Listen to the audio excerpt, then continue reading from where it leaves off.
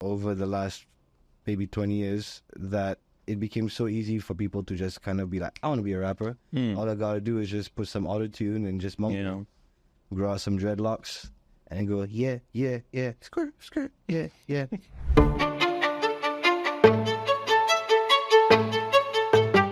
This is Shock Life Confessions with me, Reza Abraham. Our guest today is a multi-award-winning Malaysian rapper, singer, songwriter, record producer, and graffiti artist. He gained prominence with his hits like I Don't Care, No More, and Apa Kabar, together with his fellow rapper, Joflizo and Ultimate. They have won numerous awards for the best song and the best hip-hop songs, and since then, his career just got better. He produced 3 studio albums, 3 mixtapes, 23 featuring tracks, and 21 production discographies, which he got the chance to produce when work with likes of Snoop Dogg, Yuna, Afghan, Fat Joe, and many other local and international artists. So let's welcome our guest today, SonaOne. Hey. Good to see you. Good to see you. Thanks for having me. I gotta tell you right off the top that when I was preparing for this interview, so I wrote all the questions. Okay. And then I went through the questions. Then I was thinking to myself, this guy is so cool to interview with these questions. So you know what I did? I went to ChatGPT. I put the questions there, and I wrote there, can you make these questions cool for me? And you know what ChatGPT did? He just put the yo at the beginning of all the questions. That's exactly what it does, dude. I've tried that before too. I was like, hey, can you write some lyrics? And then it was quite, it's quite bad. And then I was like, can you make it cooler? And it started with yo. So that's the version of making things cool. Okay, so that's the first question I want to ask you. So where does these cool things come when it comes to rappers, hip-hop artists? Like, where does that coolness come from? That's a very good question. I personally think the cool factor just comes from what hip-hop actually stands for and what it started off as. Hip-hop started, in the late 70s in the Bronx at a block party, and it basically was kind of an outlet for kids to just express themselves, kids from poverty who basically were voiceless. So hip-hop started out as kind of a voice of the voiceless through like dance, breakdancing, through graffiti art, painting on the walls, and basically vandalism, but just getting your name out there and just expressing yourself through rap, through DJing. So I think it's this form of self-expression that kind of made rap a bit more unique than other genres. And because it's so self-expressionistic and individualistic, I think it serves as an ego boost, not only for the rapper themselves, but also for person listening. So because of all this, it's just kind of like a genre, a lifestyle, a culture that makes you feel good, feel better about yourself.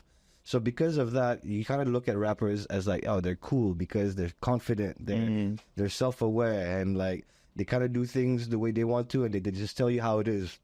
And I mean, that's what I think is what kind of gives the cool factor to a rapper. Now, I'm coming from the generation where my time in 80s, we used to listen like... My dude, how young are you?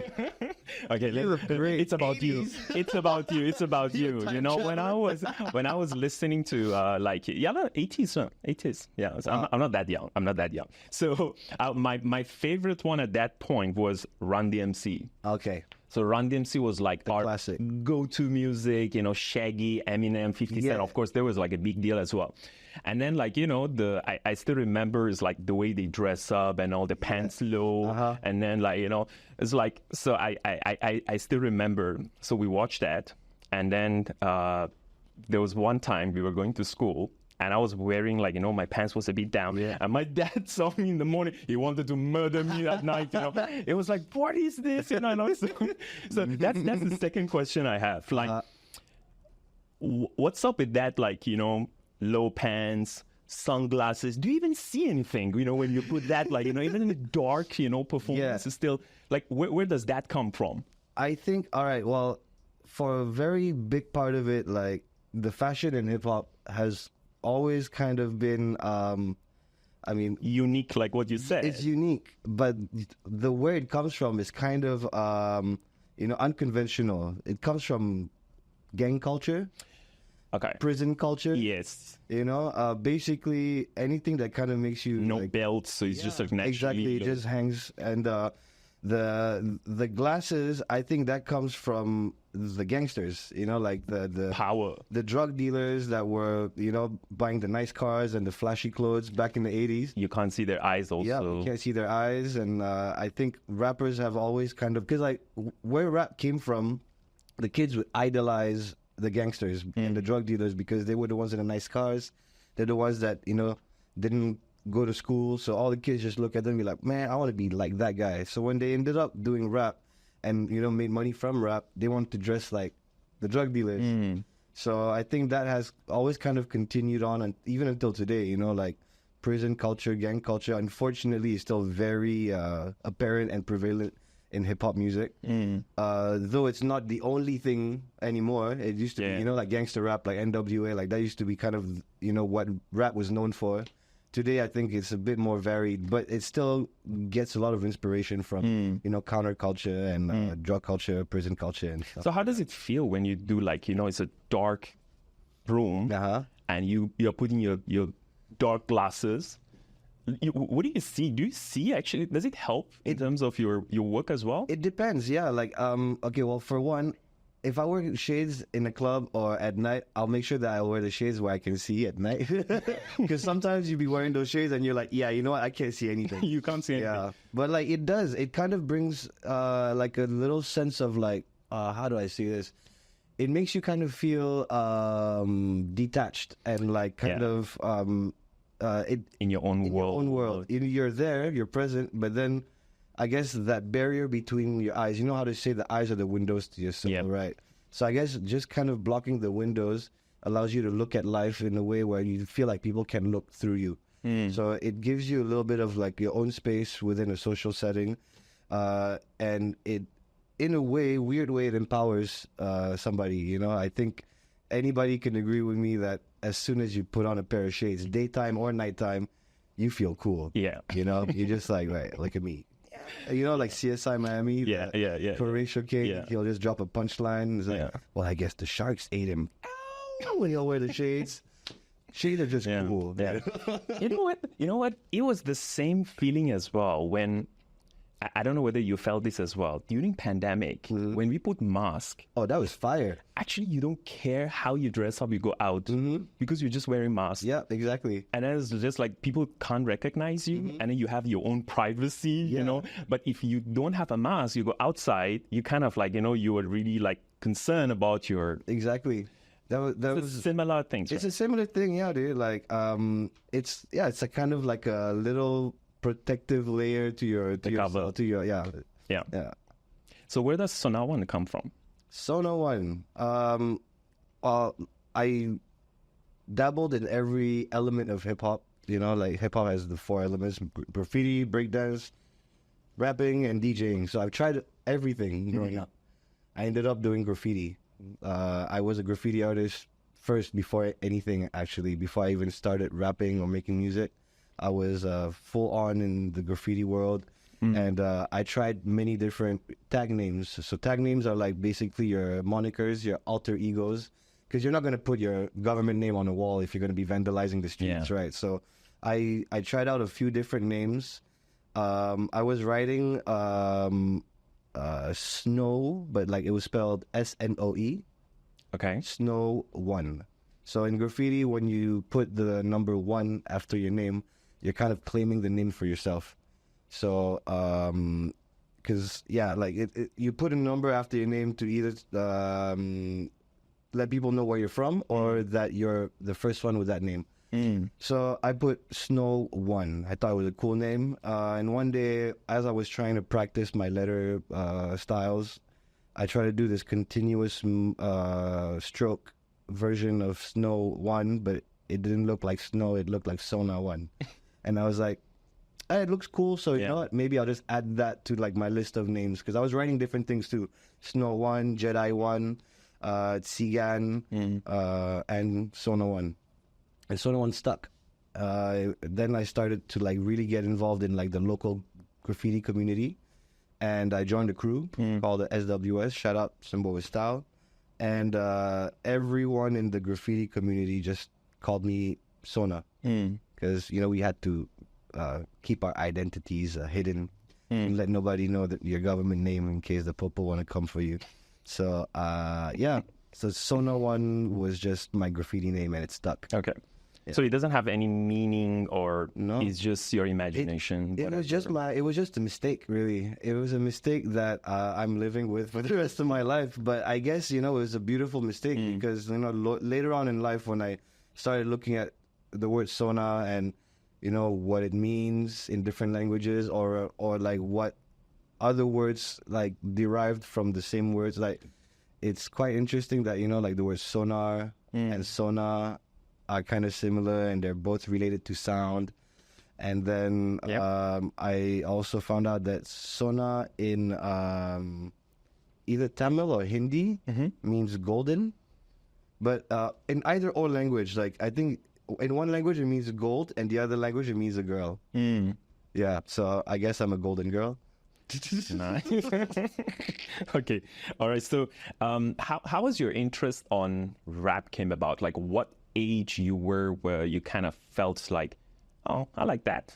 Did you speak fast or something when you were small? I think I've always, without realizing it, been a fan of hip hop ever since I was a kid. Like the first song that I was able to sing when I was a little baby was Ice Ice Baby by Vanilla Ice. And then there's this other French artist, this kid, his name was Jordi. He's around my age, but like, I was like 4 or 5 years old and there was this child star named Jordi who was kind of rapping too.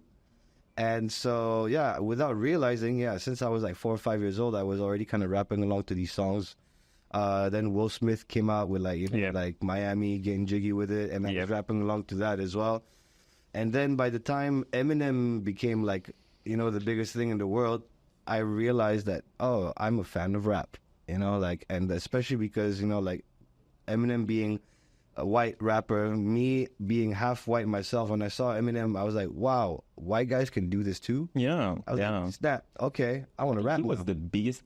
He was not the biggest one. I think before that there was one white group as well. There was Vanilla Ice. Yes. And then Everlast. Yeah. But then really Eminem, nobody had done changed the entire game. Yeah. Really, yeah. So like I remember I was watching like the AMAs with my mom. Like I think it was 99 or 2000, and Eminem came out. This is the first time I see Eminem. He came out on stage with Dr. Dre and performed Forgot About Dre, and I was just blown away because this guy was just like, nowadays everybody want to talk. Like I was like, what is going on? This guy is crazy. What age you were? I was 11. Okay. Yeah, I was 11 years old, and I saw Eminem the first time, and I was like, I gotta find out more about this guy. And then that's when I started really listening to like hip hop music, and every chance I got like back then you could buy pirated CDs, like everything. Go to Pasar Malam and CDs had like compilations of songs, but it was all like pirated. So I would buy all the top hip hop songs CDs and just like learn about the music that way. I guess my relationship with hip hop like started a while. So do you know how we listened to? Cassettes? Yeah, cassette was one. But my favorite way of listening was like, we used to have like this VHS cassette, the big one. Yeah. So we get the movies. So what they do to make it attractive, in the beginning of it and also end of it, they always put like one song. Right. Which was like, people like watch those videos, and that's how like, we were like so excited to always see like what's the surprise this time for this movie. So that's how it is. So what is the definition of a best rapper or hip hop artist, whatever you want to call it? What makes them unique? Is it the lyrics? Is it the speed? Is it the charisma? Like what is the best look like to you? Everything you just said. That's all of it. I think it's just like saying, what's the best restaurant or like what's the best movie. It's very subjective. Yeah. It really depends on the person.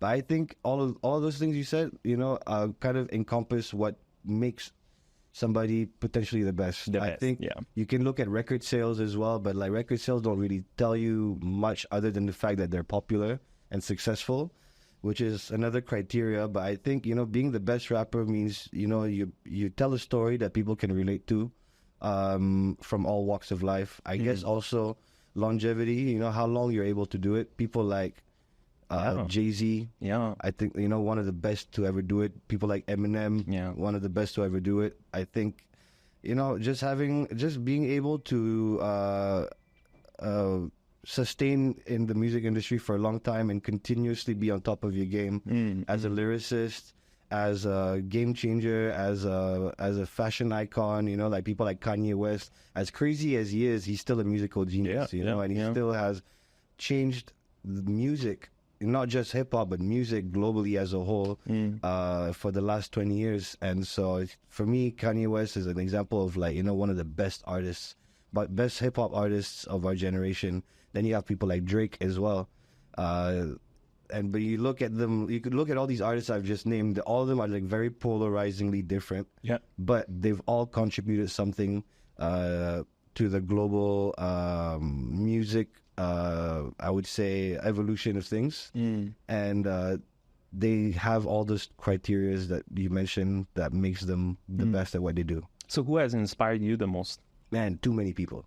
Which one is like when you look at yourself, it's like, oh, I'm 60% like that guy, or I want to be that guy. Right. I think I'm like a little soup of like many different artists. I would say definitely like Kanye is a big inspiration for me. Too Fat is a very huge inspiration for me. Joe Flizzo, of course, he's like my big bro. I'm very blessed to, you know, call him my big bro. I grew up like looking up to these guys and idolizing them. And then now it's just hilarious that, you know, like we have lunch. And we occasionally hit the studio. I'm also like inspired a lot by like Stevie Wonder, Quincy Jones, Zainal Abidin. Like there's just so many people to name. Eminem as well. You know, shout out Eminem for making me like rap. I'm sure he's listening to us. I'm sure he is. There's way too many names to name. Even like graffiti wise, you know, like people like Coke 2 that kind of like was one of the first kings out of New York. Nasty from Paris. B-Phobia Click in Malaysia. Like this, just the list goes on and on. So, you know, if I could just put all of these different ingredients into one big ass soup, then that's me. Yeah. So if now that you're doing also, and it seems like you enjoy producing as well. Oh yeah. Who is the biggest artist that, like, if you have that dream list, local or international, right? So you can say one local, one international. Who is your number one that, you know, you hope one day, I mean, you never know, right? Things can happen, that you produce something for them. Let's see. I guess locally, man, there's too many. Okay, locally, I might say a few names, man. Locally, I would love to like work with Dato' Siti Nurhaliza, M. Nasir as well. You know, for Siti, I'd love to produce and write something for her. Maybe collab with Aubrey for that. But like with M. Nasir, I would love to collaborate with him on a production. You know, like rather than produce for M. Nasir, I'd rather like, you know, get in the studio and like work on some crazy with him together. And then maybe we write music for people, but like we combine our forces together. That kind of idea, you know. Even Ruslan Aziz. Wow. Yeah, I guess that's just for Malaysia alone, right? Okay. For foreign, wow. Kanye. Stevie Wonder. Okay. Let's see. I say like, you know, maybe like some of like the maybe lesser known people that kind of inspired me as well, like people like Elzai, Fonte. I wish I could have collabed with Dilla if he was still alive. Rest in peace. Man, the list goes on, dude. Okay. Yeah, I think there's no shortage of people that I would love to collaborate with. Nice. Yeah. Hopefully it happens. Hey, you never know. Knock on wood. Yeah, it might happen anytime. So, what's your creative process look like? Like, how do you get your inspiration? What's the most unusual place that you have ever been inspired? Man, I think everywhere is an unusual place to be inspired. I get ideas literally from situations.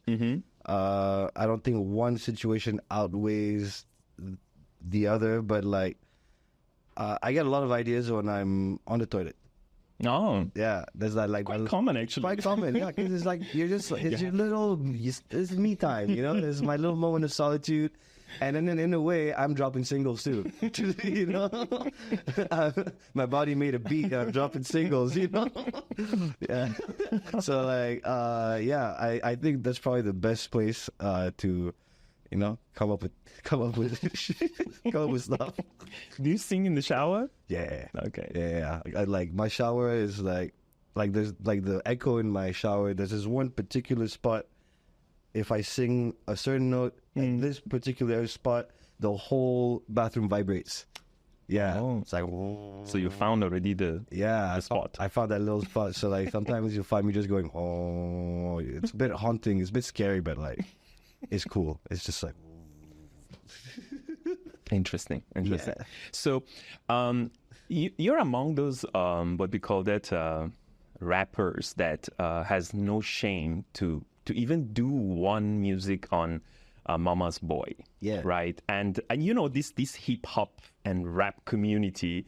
It's the world of like people tough guys, Yeah. or at least they pretend to be tough. Yeah. And there are a lot of big names that I think they declare like publicly, people like Dre, Kanye West, you know, Jay-Z, Tupac was, I think, is the biggest one. It's like, you know, no one can replace my mom on earth, you know. So when was the point that you got like very close to your mom? And where does that inspiration come from? Well, I've always been a mama's boy. I think like what it really was is that my mom has always been, I think, my first and longest supporter of whatever I do in my life. Because like, you know, even in school, I wasn't the best of students, but like my mom would always like, you know, cheer me on and be like, nah, don't worry about it. Just do your best, because school is only a little moment of your life. You got your whole life ahead of you. So don't worry too much. Just do your best. And like whatever you want to do or put your mind to, you can do it. Like she always just kind of encouraged me and told me that I could like follow my dreams and everything. So even when I was doing, you know, graffiti, she would encourage me. She would let me spray paint my room in my house. And nice. Even though it stank up the whole house, but she was like, yeah, it's cool. Just go for it. Just do it. When I started doing music as well, you know, I'd be blasting the music in the middle of the night in my room, you know, making music and stuff. And she would just gently text me, hey, can you just turn it down a little bit? She's not even yelling at me or telling me, don't do it, stop making music, nothing. So she was always my number one supporter, always believed in me and always told me that I could do it. And even when I did start, you know, like, you know, making my way in music, she was always the one that would nag me, like, you know, if you get an opportunity to leave the country and like pursue your dreams, just do it. You know, like, oh, why haven't they paid you yet? I'm going to call them, you know, like, oh, make sure you don't get like taken advantage of and all that. My mom was like, as much as she was supportive and sweet, but she was also such a hard on me when it came to like my career. So yeah, shout out, Mom. Lovely. Love you. So what is your, what we call that, love language? My love language is give, receive, don't ask for more than what you receive. Be loyal, honest, and at the same time selfless. I think that's kind of what makes love worthwhile. Wow. For me, yeah. That was very philosophical. Ah. What up? My name is Phil. Philosophical. The thing about rap and other things that I like most is that there is a sense of competition there always. You know. So how do you see that? What's your view on that? And is there anyone that you do have that sense of competition with right now? Rap has always been a competitive sport. You know, like from rap battles. It's like a sport. It's exactly. Yeah. From like rap battles to like breakdance battles and graffiti artists kind of claiming territory. It's always been like and on DJs as well, like you know, fighting over who got like the best break or like who got the best samples and like keeping secrets like from the other DJs and all that. So I think that still exists very much so today in hip hop. And I think that's what has pushed it so far beyond just being a trend and being like a passing fad. People said hip hop wouldn't last, but I think why hip hop has lasted so far is because it's a sport essentially. Yeah. And when you watch your favorite sportsmen compete against each other, it becomes fun. So then you build a sense of like belonging and familiarity and community with other people that support this guy and that guy. Is like the whole East Coast West Coast beef and Tupac and Biggie beef in the 90s. Now like the most current one now is like Kendrick Lamar beefing with like Drake and J. Cole. We haven't had a big beef in hip hop for a while, and I think it's good because it kind of like brings back the competitive spirit of hip hop, and I don't think it will ever go away. And this is one of the most important things about hip hop. It's competitive spirit. Sometimes it goes a little bit too far. Yeah. Sometimes sometimes it just goes straight up to murder. But like, that's just Eminem's the grandmaster of. Oh yeah, Eminem has just taken shots at everybody. Everybody. So good at it. Yeah. Like Eminem has taken shots at people that didn't even take shots at him. Like, he's just like, all right, man, who can I mess with today? Yeah, they literally like go nowhere after that. It's like many of them, you don't even hear anything from them. Yep, I haven't heard from Moby in a minute since Eminem stuck it to him. Have you watched this the documentary, Something from Nothing, from Ice-T? I have not. Oh, it's great. So what he does, it's basically he just go around in whole state and interview with all these different rappers and hip hop artists, all big names, So this is what I want to ask you. Although you're very young, but you've been in this line, I think, since you were like 11 years old. You said that you started your first rap. I started. So, So we can say like at least you've been in this for like 1 or 2 decades, right? So how does hip hop by itself evolve? Like what have you seen has changed? Oh wow, I think hip hop has changed fundamentally in the way that it's kind of become bigger than it was. Like, it just kind of it evolved out of being just about the 4 elements of hip hop. Okay. Because I'd say up until like maybe the late 2000s, hip hop was still very much hip hop. Breakdancing, DJing, graffiti was still very much a big part of the culture. And then I think social media happened, the internet happened, and rap kind of just went on its own thing. Hip hop still exists, but rap just kind of went ahead and did its own thing. So like I feel like a lot of rappers, even today, like younger rappers or rappers in general, don't see themselves as representative of the hip hop culture. They don't really care much for graffiti, for DJing, for breakdancing. It's really just about the rap and the bling bling and like the fast cars and the hoochies and all that. And I mean, you can't blame them because like that's all they've been showing on TV since MTV started showing hip hop on TV. Yeah. So if you put the internet mixed with all of that together, you get today's version of hip hop, which is a very, even more individualistic self-expression avenue for people who want to make music.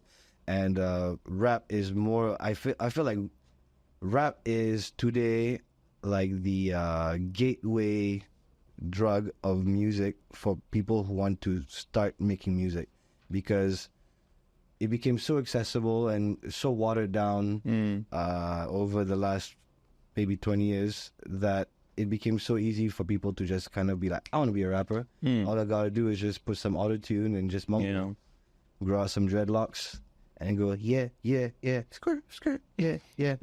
And sure enough, there's been more of those than ever, so they literally say nothing, the whole time. Yeah, it's so easy to be a rapper now, but so-called rappers. So I feel like it's bad, but it's good also, because the more of these rappers show up and pop up, the good ones start standing out. and it kind of shoves people who want to listen to real rap, real lyrics, real hip hop. It kind of shoves them back and directs them back to hip hop. So I think the next 10 years of rap and hip hop are going to be very interesting. Okay. I think it's going to go back to the lyrics, even though you'll still have the ignorant stuff, the party stuff, and I don't mind at all. Some of these records are nice. Sometimes when you party, you don't want to listen to like the government likes to lie to you and the society community. Like you don't want to hear that when you're having a good time. You want to hear you want to hear that sometimes. You want to feel stupid, right? So I think like the next 10 years of hip hop is going to be pretty interesting. And also I think that what's been happening in Asia is also very interesting. Like Asian hip hop is really on the rise, on the up and up, and because of K-pop and how K-pop has taken over the world, I think that Asian hip hop might just be kind of the next point of focus for Asian music and for the hip hop culture in general. I think Americans we've had enough of American rap for a while. It's time to listen to us now.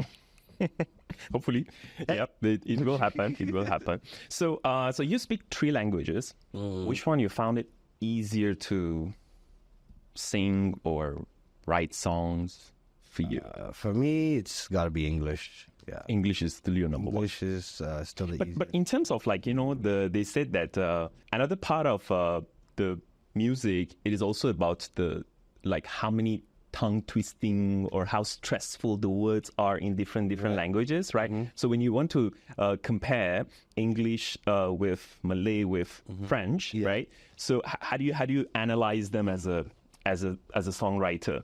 Right, good question, man. I think like the way that the way your words sound on a song is probably one of the most important things to recording music, to recording a rap. Because sure, your lyrics might be good. Sure, the flow might be nice. Sure, the beat might be banging. But if you don't sound nice, then it's just not going to be nice, no matter how good your lyrics are. Yes. So I feel like for a lot of French rap, a lot of it doesn't sound great. Even though they have great lyrics, but like it's very harsh. Yeah, it's very harsh. It's very harsh. Exactly. There's a lot of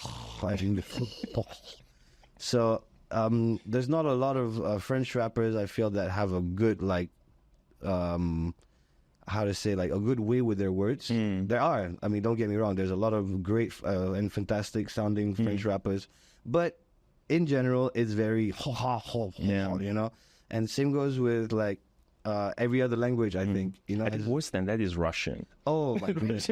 But I have heard some pretty good Russian rap. Really? Yeah. Okay. Yeah. In terms of like their tone, it's kind of like they sound like they're gonna murder you.